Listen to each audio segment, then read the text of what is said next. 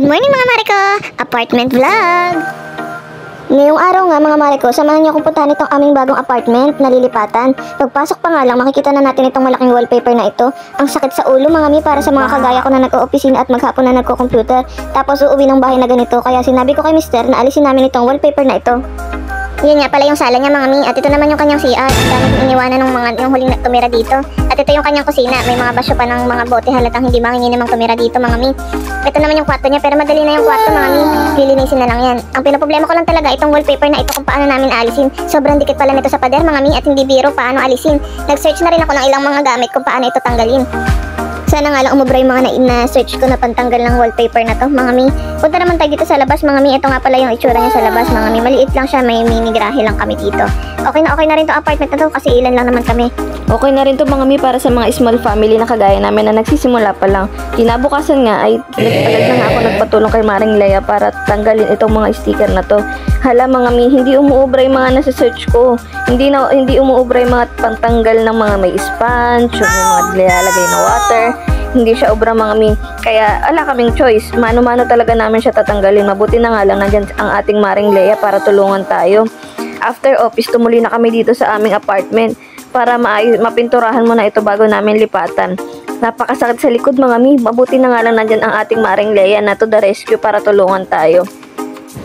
Konting advice mga mi, piliin niyo yung mga kaibigan na handa kayong tulungan sa gitna ng mga problema niyo at kagipitan niyo. Hindi yung mga kaibigan na kailangan lang kayo kapag may kailangan sila, naalala lang kayo kapag may kailangan sila, i-chat lang kayo kapag may kailangan sila. Hugot!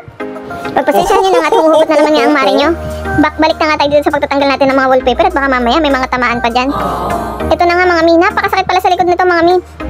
Iniwanan ko na nga si Maring Leia na nag-aayos nagtatanggal ng sticker at tumalo na ako dito sa urungin. Ang dami ko pa kasing mga hugasin Mare. Ang gusto ko kasi bago namin ilipat ito sa apartment ay naayos na namin at malinis na dahil mahina ang tubig dun sa lilipatan namin. Katulong ko nga ang dalawang anak ko mga mi.